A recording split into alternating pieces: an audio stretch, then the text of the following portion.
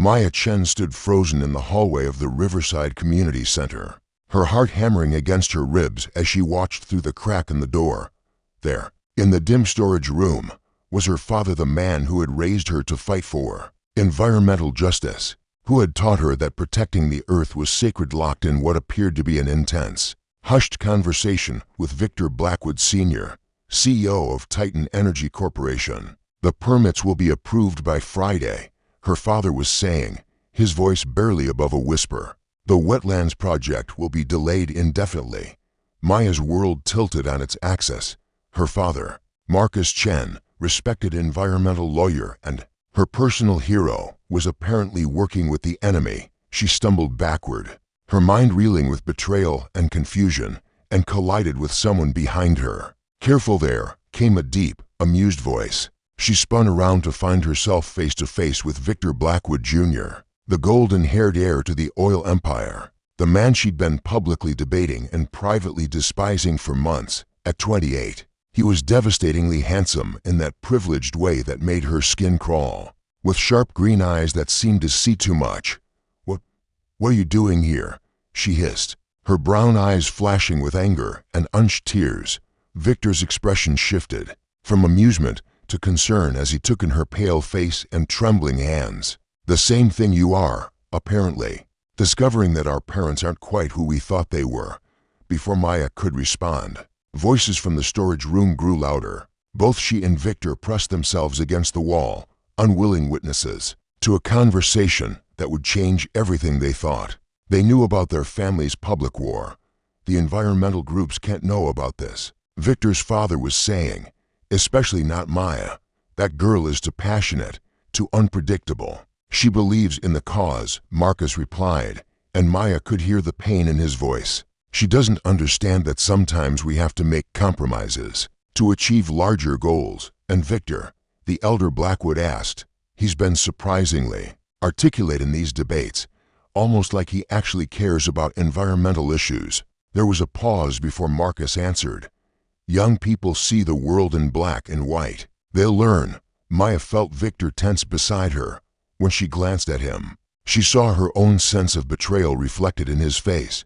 For a moment, the political divide that had defined their relationship seemed insignificant compared to this shared sense of disillusionment. The door began to open, and Victor grabbed Maya's hand, pulling her quickly down the hallway and out a side exit. They found themselves in the small garden behind the community center, surrounded by the very trees and flowers that had become symbols in their public battle. "How long have you known?" Maya asked, her voice hollow. "Known what? That my father might actually give a damn about the environment, or that he's apparently in cahoots with yours." Victor ran a hand through his hair, disturbing its perfect styling. "I had no idea about any of this."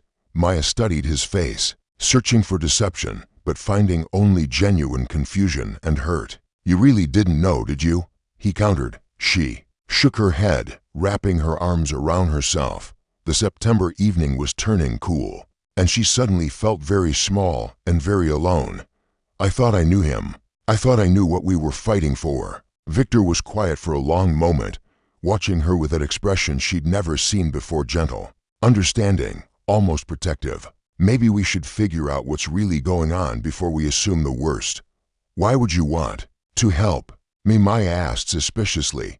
"I'm your enemy, remember? The tree-hugging idealist who's trying to destroy your family's business." Something flickered in Victor's eyes, hurt, perhaps, or disappointment. "Is that really what you think I think of you?" The question hung in the air between them, heavy with implications neither was ready to explore. Maya found herself really looking at Victor for the first time, seeing past the expensive suit and privileged background to the man underneath. There was intelligence in his eyes, and something else, a loneliness that matched her own. "I don't know what to think anymore," she admitted quietly. Victor stepped closer, and Maya caught a hint of his cologne, cedar and bergamot, expensive but not overwhelming. "Then maybe we should start over. Maybe we should try to understand each other instead of just fighting," as if to prove his point. A gust of wind sent Maya's long black hair flying across her face. Without thinking, Victor reached out and gently tucked it behind her ear. The touch was soft, brief, but it sent An unexpected jolt through Maya's system. "I have to go," she said quickly, stepping back. "I need to think about all this." "Maya, wait." But she was already walking away, her mind spinning with questions about her father, about Victor, and about the strange flutter in her chest when he'd touched her face. Behind her, Victor watched until she disappeared around the corner, his own thoughts in turmoil. Neither of them noticed the photographer in the bushes, capturing their intimate moment for tomorrow's headlines. The photograph was everywhere by morning, splashed across social media, picked up by news outlets, analyzed by political commentators, enemies or lovers, screamed the headline in the Metro Daily, above a perfectly framed shot of Victor touching Maya's face in the garden. Maya stared at her phone in horror as notifications poured in. Her environmental organization's group chat was exploding with confused and angry messages. Her personal phone buzzed constantly with calls from reporters, activists, and friends demanding explanations she didn't have. "Maya, we need to talk." Her father's voice was tight with controlled anger as he appeared in the doorway of her small apartment. Marcus Chen looked older than his 55 years this morning, his usually immaculate appearance rumpled. "Dewey?" Maya asked coolly, not looking up from her phone. "Because it seems like you've been having plenty of conversations without me." Marcus stepped into the apartment, closing the door behind him. "You don't understand what you saw last night. Then explain it to me." Maya finally looked at her father, seeing a stranger where her hero used to be. "Explain why you were making deals with Titan Energy. Explain why you've been lying to me about everything I believed we were fighting for." Her father was quiet for a long moment, studying her face. "Some battles require strategic thinking, Maya. Sometimes we have to work with people we disagree with to achieve smaller victories that lead to larger ones." "That's politician speak," Maya snapped. "That's the kind of double talk you taught me to see through." Before Marcus could respond, Maya's doorbell rang. She opened it to find Victor Blackwood Jr. standing in the hallway, looking as disheveled as she felt. His usually perfect hair was messy, his expensive shirt wrinkled, and there were dark circles under his green eyes. "We need to talk," he said without preamble. "I don't think that's a good idea," Marcus began, but Maya cut him off. "Actually, maybe it is." She stepped back to let Victor in, ignoring her father's disapproving look. "At least he's being honest about wanting to talk." Victor entered the apartment, his eyes taking in the space, small but cozy, filled with plants and environmental books, nothing like the sterile luxury of his family's properties. His gaze lingered on a photograph of Maya at a protest, her face lit with passionate conviction. "The photo is everywhere," Victor said quietly. "My father is furious. He thinks I've compromised our position." "And have you?" Maya asked, crossing her arms. Victor looked at her directly. "I don't know what our position is anymore. After what we heard last night, I'm not sure I ever did." Marcus cleared his throat. "Perhaps I should leave you to two." "No." Maya's voice was sharp. "If we're going to have this conversation, you're going to be part of it. I want to know what's really going on." The three of them stood in uncomfortable silence until Victor spoke again. "My father called your father this morning. They're both concerned about the photo, about what it might mean for their arrangement." "What arrangement?" Maya demanded, looking between the two men. Marcus sighed heavily, suddenly looking every one of his years. "Titan Energy has been quietly funding some environmental restoration projects. In exchange, we've been helping them navigate environmental regulations more efficiently. You've been helping them greenwash their image," Maya said flatly. "We've been trying to minimize damage while creating actual positive change," Marcus replied. "It's not ideal, but it's realistic." Victor was watching this exchange with fascination. "You really didn't know?" Maya shook her head. "Did you?" "I knew my father was involved in some environmental initiatives, but I thought it was just corporate PR." Victor ran a hand through his hair. "I've been pushing him to take climate change more seriously. I thought I was finally making progress." "You have been," Marcus said quietly, "more than you know. Your father has been asking me about carbon offset programs, sustainable energy investments. He says you've been very persuasive." Maya stared at Victor in surprise. "You've been arguing for environmental protection to your father?" Victor's cheeks colored slightly. "Someone has to, and after our debates, I started thinking about things differently. You make compelling arguments, Maya, even when you're yelling at me. Despite everything, Maya felt a small smile tug at her lips. I don't yell. You absolutely yell, Victor said, his own lips quirking upward. Quite beautifully, actually. The moment of levity was broken by Maya's phone buzzing with another call. She glanced at the screen and groaned. Sarah Martinez from Channel 7. They want a statement about the photo. We need to control this narrative, Marcus said, slipping back into lawyer mode. A simple statement that you were discussing environmental policy, or, Victor interrupted. We could tell the truth. Both Maya and Marcus looked at him in surprise. What truth? Maya asked. Victor met her eyes steadily. That we're tired of. The partisan fighting. That we're exploring ways to work together on environmental issues. That maybe the next generation can find solutions our parents' generation couldn't. Maya felt something shift in her chest at his words. You want to work together, publicly. Why not? Victor asked. We both care about the environment, even if we disagree on methods. Maybe we can find some middle ground. Marcus was shaking his head. This is a mistake. Both your organizations will crucify you for collaborating with the enemy. Then maybe it's time to stop seeing each other as enemies, Maya said quietly, surprised by her own words. Victor's eyes lit up. Does that mean you'll consider it? Maya looked at him, really looked at him. Behind the privilege and the perfect facade, she saw genuine passion, real concern for the issues she cared about. And something else, something that made her pulse quicken. One condition, she said finally, complete transparency, no backroom deals, no hidden agendas. If we're going to work together, everything has to be out in the open. Victor extended his hand to her. Deal. As their hands touched, Maya felt that same electric jolt from the night before. This time, she didn't pull away immediately. Instead, she found herself studying Victor's face, noting the way his eyes crinkled slightly when he smiled, the way his touch sent warmth up her arm. Marcus cleared his throat pointedly. I should warn you both, this collaboration will come with a price. Both your families, both your organizations, will see this as a betrayal. Maya and Victor looked at each other, their hands still clasped. Then we'll face it together, Maya said softly. Victor squeezed her hand gently. Together. Neither of them noticed Marcus's knowing look, or the way he quietly slipped out of the apartment, leaving them alone to navigate the dangerous waters of their unexpected alliance. 3 weeks into their public collaboration, Maya and Victor had fallen into a routine that was becoming dangerously comfortable. They met daily at neutral locations, coffee shops, parks, the public library to plan their joint environmental initiative. The media had dubbed them the Unlikely Alliance, and their preliminary proposal for sustainable energy partnerships was gaining unexpected support from moderate voices on both sides.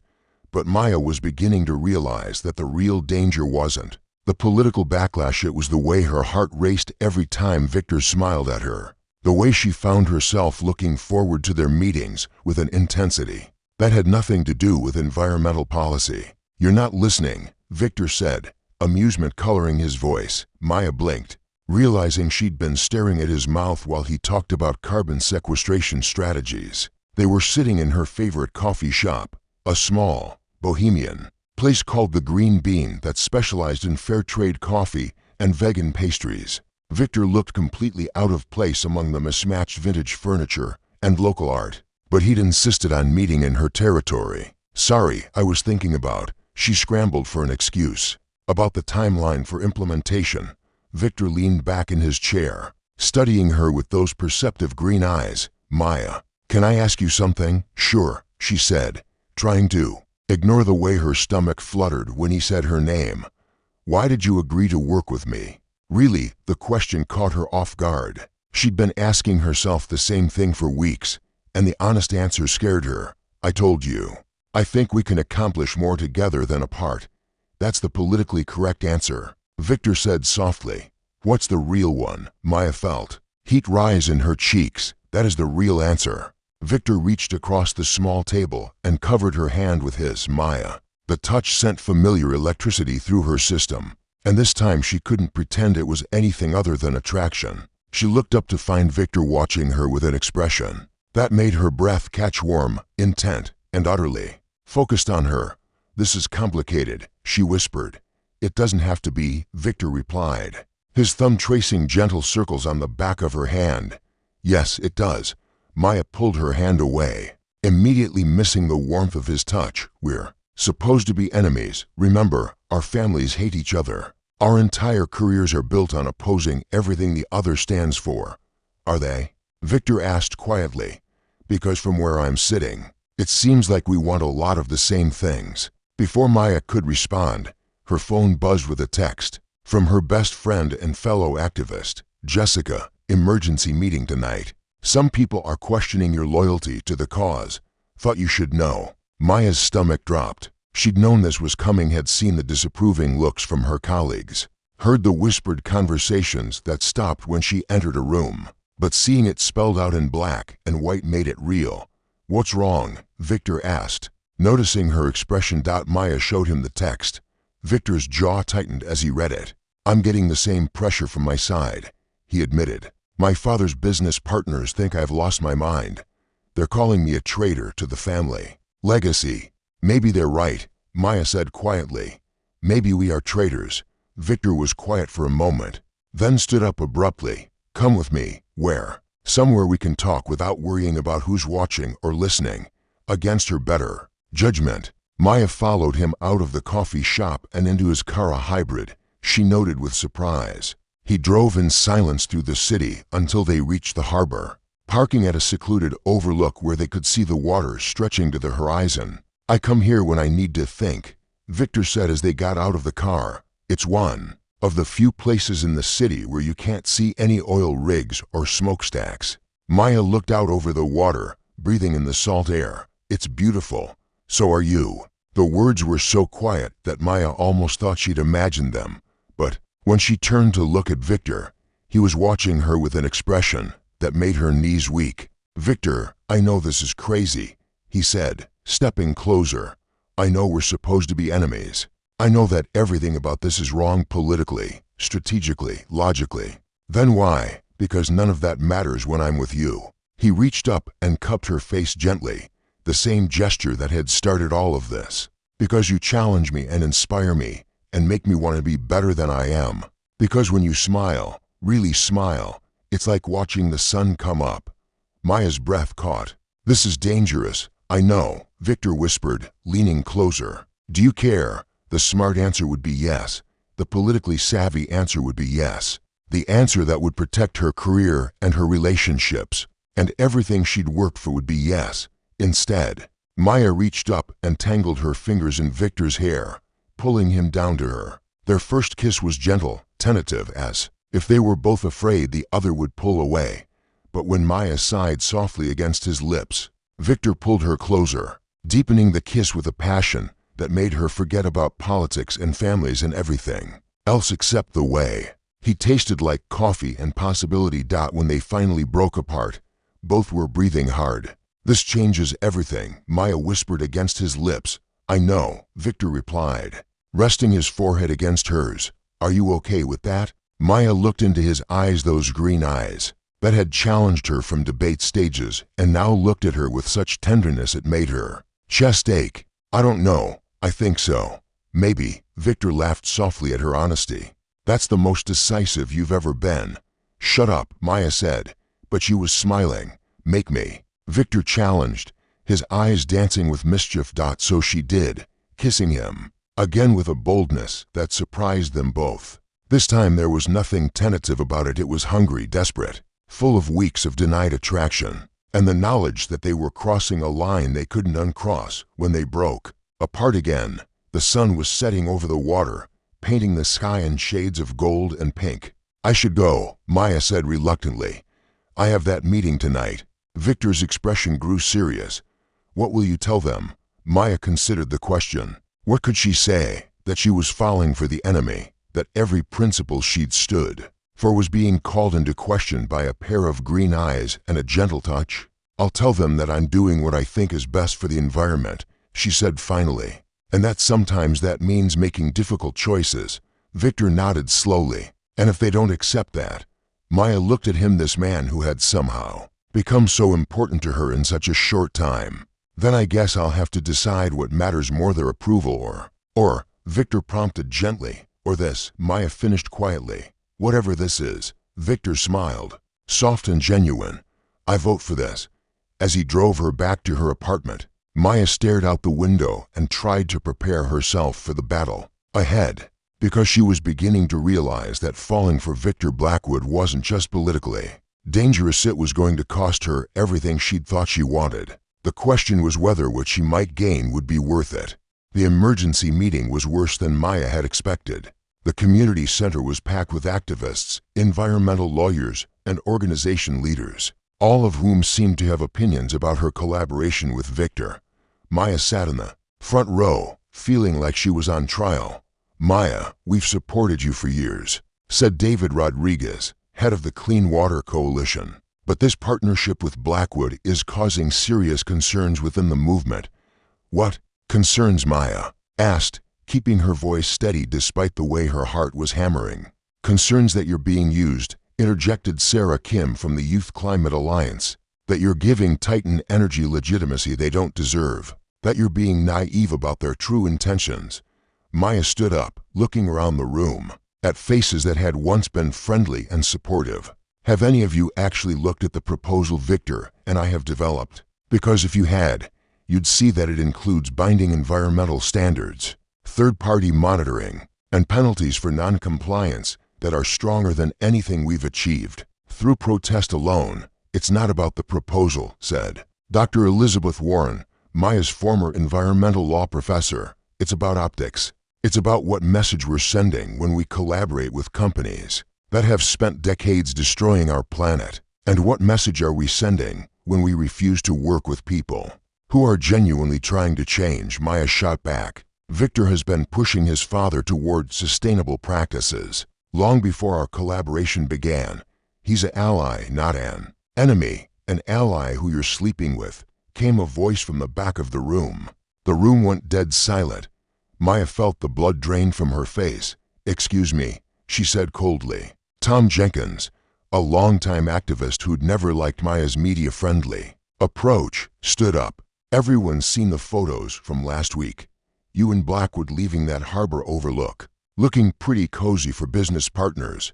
Maya's mind raced. There had been photographers at the harbor. She'd been so caught up in Victor in the moment that she hadn't even thought to look around. My personal life is none of your business, Maya said. But her voice shook slightly.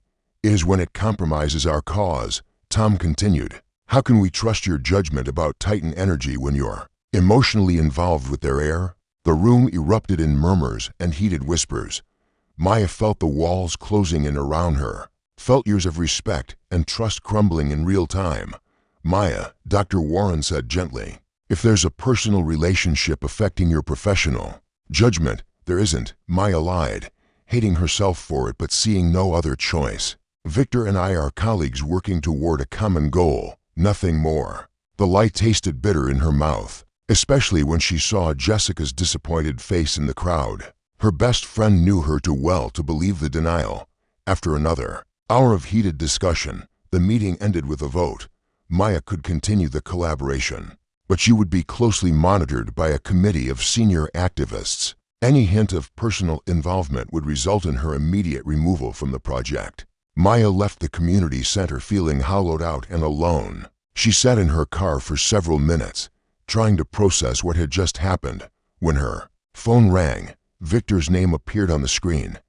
How did it go? He asked without preamble. Maya closed her eyes. Not well. There were photographers at the harbor. Victor, they have pictures of us leaving together. There was silence on the other end of the line. Victor, I'm here, he said quietly. Maya, I'm sorry. I should have been more careful. We both should have been. Maya felt tears prick her eyes. They made me choose, Victor, between the project and us. What did you tell them? Maya's heart clenched at the hope in his voice. I told them there was no us. I told them we were just colleagues. The silence stretched between them, heavy with everything they couldn't say. I see, Victor said finally, his voice carefully neutral. I had to, Maya whispered. You understand that, right? If I'd admitted to anything, they would have pulled me from the project entirely. All our work would have been for nothing. Of course, Victor replied. But Maya could hear the hurt beneath his professional tone. "You made the logical choice, Victor. I should go. I have an early meeting tomorrow. We can discuss the project timeline then." The line went dead, leaving Maya staring at her phone and feeling like she'd just made the biggest mistake of her life. The next morning's meeting was torture. Victor was polite, professional, and completely distant. He called her Miss Chen instead of Maya, avoided eye contact, and spoke only about carbon credits and regulatory frameworks. It was like their kiss had never happened, like the weeks of growing closeness had been erased overnight. "I think that covers everything," Victor said, closing his laptop with a decisive snap. "I'll have my team send over the revised projections by Friday." "Victor, wait," Maya said as he stood to leave. He paused, his hand on the back of his chair. "Yes? Can we talk privately, not about the project, but about—" "I don't think that's appropriate, Miss Chen," Victor said formally, "given the scrutiny both our organizations are under. I think it's best if we keep our interactions strictly professional." Maya felt like he'd slapped her. "So that's it. We're just going to pretend. We're going to do what we should have done from the beginning." Victor interrupted, his green eyes cold. "Focus on the work." After he left, Maya sat alone in the coffee shop, staring at her untouched latte and trying not to cry. She'd gotten what she wanted. The project would continue. Her reputation in the environmental community would remain intact. So why did she feel like she'd lost everything that mattered? Her phone buzzed with a text from Jessica. "Can we talk? I know what you're going through." Maya almost laughed at the irony. Everyone thought they knew what she was going through, but no one understood the impossible choice she'd been forced to make. Save her career and the project that could make a real difference, or follow her heart toward a man who made her question everything she thought she believed about love and loyalty. And what truly mattered. She'd made her choice. Now she had to live with it.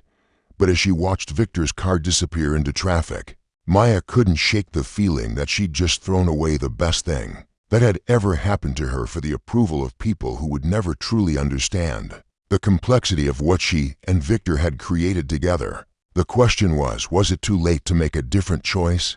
2 months later, Maya stood at the podium of the International Climate Summit, looking out at an audience of environmental leaders, government officials, and media representatives from around the world. The project she and Victor had developed had been approved for implementation. Hailed as a groundbreaking model for public-private environmental partnerships, she should have felt triumphant.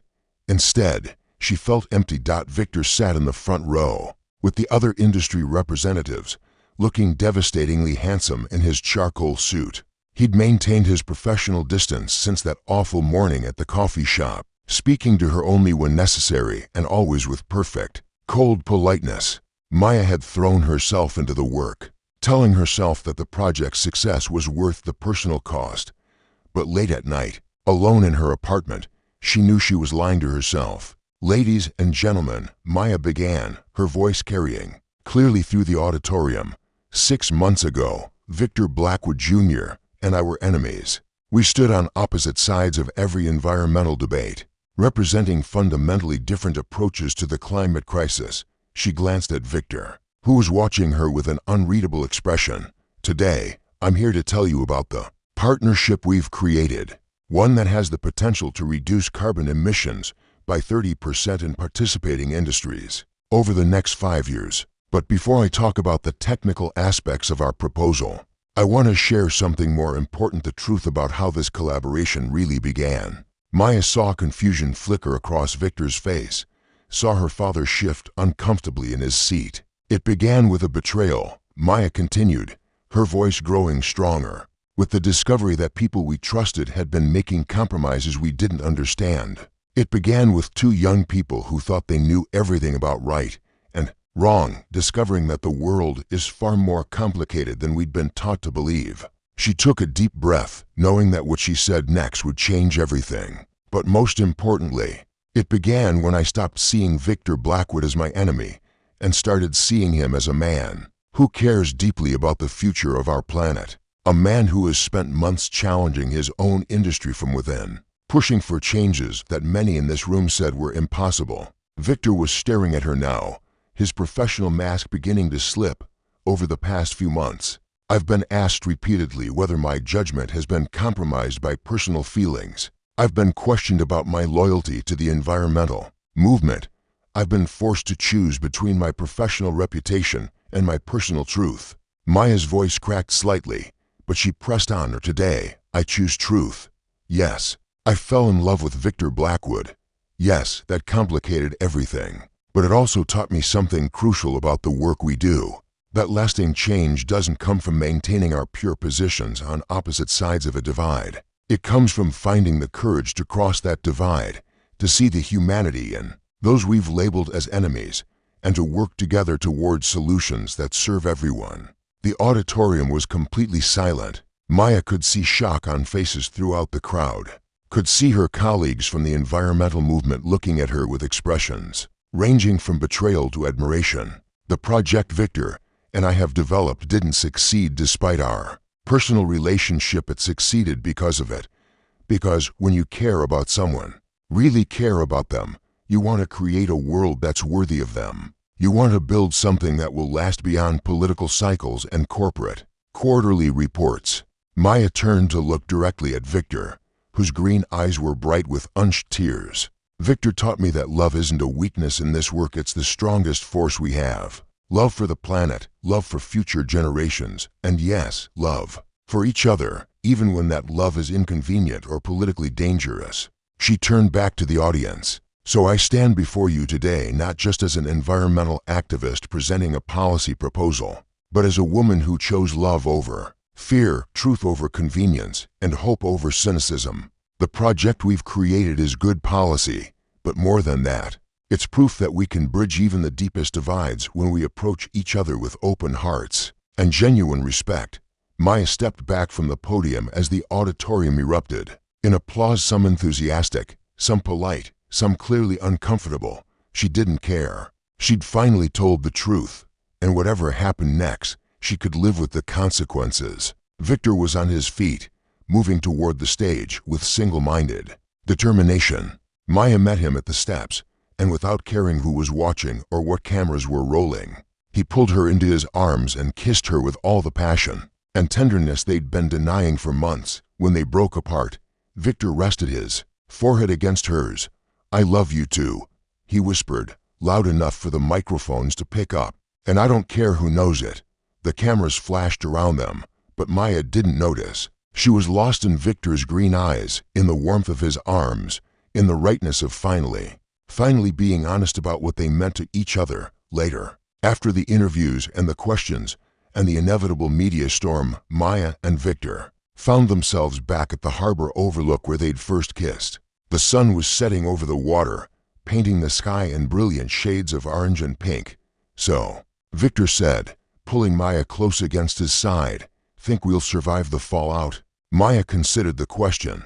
Her phone had been buzzing constantly, with calls from supporters and critics alike. Some environmental groups had already issued statements distancing themselves from her, while others had praised her honesty and courage. Victor's family was in similar turmoil, with his father furious and his younger sister texting her congratulations. "Honestly," Maya said, leaning into Victor's warmth, "I don't know. We might lose everything we've worked for.